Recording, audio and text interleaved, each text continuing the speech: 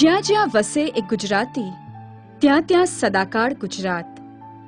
ભલે ને ગુજરાતી દુનિયાના કોઈ પણ ખૂણે હોય, પણ તેની ગુજરાત કે દેશ માટેની લાગણીમાં ક્યારેય ઓટ આવતી નથી. મૌન જેટલી સુંદર વસ્તુ આ દુનિયામાં બીજી કોઈ નથી. કોઈએ સાચું જ કહ્યું છે કે જે મૌન પચાવી જાય તે ક્યારેય ક્યાંય પાછા પડતા નથી. આજે એક એવા જ અદ્ભુત અને અતકેરા ગુજરાતી વિશે વાત કરવી છે, જેઓ બહુ બોલતા નથી, પરંતુ બોલે છે ત્યારે તેમના શબ્દો મનમાં સીધા ઉતરી જાય છે. દાદાના વિચારો, મારું જીવન એ જ મારો સંદેશ અને નાનાની પ્રતિભાના વારસદાર આ ગૌરવવંતા ગુજરાતીના નામમાં પણ વિશેષતા છે. રાજગોપાલાચારીની પરંપરામાં રાજ અને મોહનદાસની પરંપરામાં મોહન, એ જે 19મી અને 20મી સદીનું ઉત્તમ લઈને આપણી વચ્ચે આવેલા આ રાજમોહન. જન્મ દિલ્હી ખાતે 1934માં. માતાનું નામ લક્ષ્મી, પિતાનું નામ દેવદાસ. પત્રકાર અને સત્યાગ્રહી પિતાના આ પુત્રએ પોતાનો અભ્યાસ દિલ્હી ખાતે સેન્ટ સ્ટીફન્સ કોલેજમાં પૂરો કર્યો. તે પછી તેઓ 1956માં ઇનિશિયેટિવ્સ ઓફ ચેન્જમાં જોડાયા. સ્વભાવે સરળ, શાંત, ઓછું અને આદરથી બોલનારા રાજમોહનજી. Anyone who meets Rajmohanji would come back with a sense of having met a person of extreme and deep courtesy. If something which defines his character is that the humility of the man and the kind of deep courtesy that he is capable of. જેવું નામ તેવું જ તેમનું કામ. દાદાના અહિંસા, સત્ય, બદલાવ અને જીવનના મૂલ્યો અને નાનાની રાજકીય કાર્યકર્તા તથા લેખક તરીકેની કેળવણી જીવનમાં ઉતારીને તેમના પદચિહ્નો પર સતત ચાલતા રહ્યા છે આ Gandhi.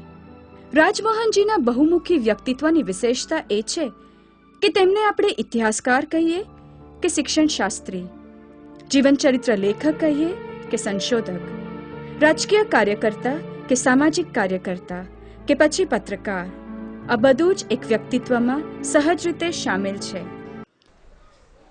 How does a society respond to a presence like that of Rajmohan? There are two or three things which are very crucial.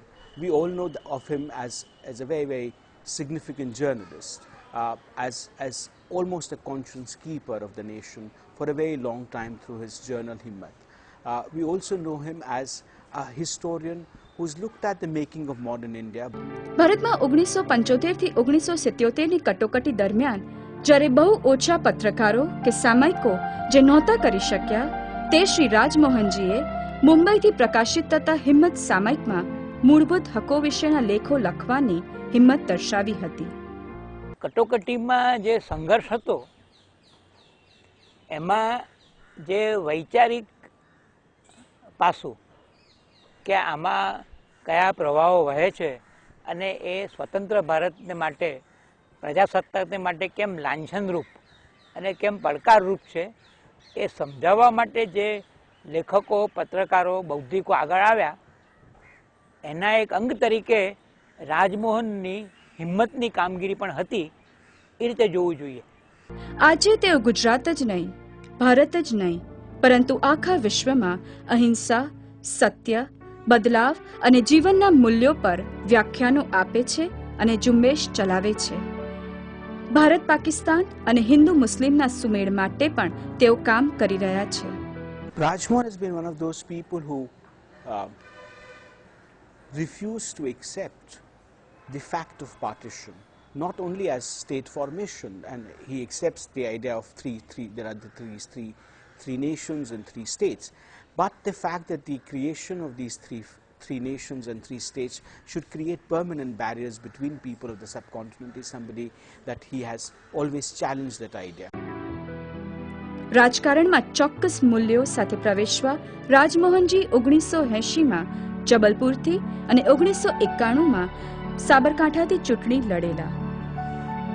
બે નોંધપાત્ર ચૂંટણીઓ લડ્યા. ગુજરાતમાં સાબરકાંઠામાંથી લડ્યા અને એમાં એમણે જે કાળજી લીધી, પોતે જ્યાં ન જઈ શક્યા હોય, જે વિસ્તારમાં અંતરિયાળમાં, ત્યાં પોતાનો સંદેશો રેકોર્ડ થઈને પહોંચે અને એ રીતે એમણે જે રસ લીધો અને મને યાદ છે કે અમે એ સીધા હિંમતનગરથી એકવાર ઓચિંતા ફોન કરીને મારે ત્યાં આવ્યા અને એમને લઈને અમે એક સ્ટુડિયોમાં ગયા જ્યાં સંદેશો રેકોર્ડ થઈ શકે અને એ કેવી રીતે થાય આ બધી ઝીણી ઝીણી કાળજી એણે લીધી. જીનીવા ખાતે યુએન હ્યુમન રાઇટ્સ કમિશનમાં તેઓએ ભારતનું પ્રતિનિધિત્વ કરેલ છે. થિંક ટેન્ક રિસર્ચ પ્રોફેસર તરીકે સેન્ટર ફોર પોલિસી રિસર્ચ દિલ્હીમાં અને ઇલિનોઇસ યુનિવર્સિટી યુએસમાં પણ તેઓએ કામ કર્યું છે. અલવરમાં તેઓ અસ્પૃશ્યતા નિવારણ માટે સુલભ ઇન્ટરનેશનલ એન્ડ રિહેબિલિટેટેડ પ્રોગ્રામમાં 2003માં જોડાયા. રાજમોહનજીએ આ ઝુંબેશમાં વારાણસીના ઉચ્ચ કુળના બ્રાહ્મણોને પણ સામેલ કર્યા હતા. 4000 વર્ષ જૂની આ અસ્પૃશ્યતાની શરમજનક પ્રથાને દૂર કરવા માટે તેઓએ જુલાઈ 2008માં UN conference on sanitation and sustainable ડેવલપમેન્ટમાં પણ ભાગ લીધો હતો. આ ઉપરાંત જીવનચરિત્ર લેખક તરીકે તેમણે મહાત્મા ગાંધી, સરદાર વલ્લભભાઈ પટેલ, ગફાર ખાન, શ્રી રાજગોપાલાચારી પર જીવનચરિત્રો લખ્યા. તો એક લેખક તરીકે તેમણે revenge and reconciliation, understanding south Asian history, 8 Lives, A Study of the Hindu-Muslim Encounter, A Tale of Two Revolts જેવા અનેક પુસ્તકો લખેલ છે. આપણા દેશની અંદર બાયોગ્રાફીઝ લખવાવાળા ઓછા છે અને બાયોગ્રાફી લખવી એ બહુ અઘરી કળા છે.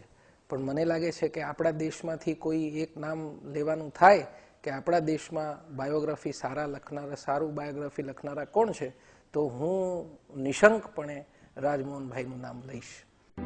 તેમને આજ પર્યંત પ્રાપ્ત થયેલા અનેક એવોર્ડ્સ તેમની પ્રતિભાની સાચી ઝાંખી કરાવે છે. 1997માં કેનેડાની કેલ્ગરી યુનિવર્સિટીમાંથી લોની ડોક્ટરેટ પદવી અને ટોક્યોની ઉબેરિયન યુનિવર્સિટીમાં ફિલોસોફીની ડોક્ટરેટ પદવી, 2002માં રાજાજી અ લાઈફ ચક્રવર્તી રાજગોપાલાચારીના જીવનચરિત્ર લખવા માટે સાહિત્ય અકાદમી એવોર્ડ પણ આપવામાં આવ્યો. 2004માં international humanitarian award human rights, 2007માં ગાંધીજીના પુસ્તક માટે તેમને ઇન્ડિયન હિસ્ટ્રી કોંગ્રેસે પ્રતિષ્ઠિત બિનિયલ એવોર્ડ આપ્યો. આવી પ્રતિભાવંત વિરલ ગુજરાતી વ્યક્તિ શ્રી રાજમોહન ગાંધીને આજે વિશ્વ ગુજરાતી સમાજ સરદાર વલ્લભભાઈ પટેલ વિશ્વ પ્રતિભા એવોર્ડ 2011થી સન્માનિત કરી રહ્યું છે.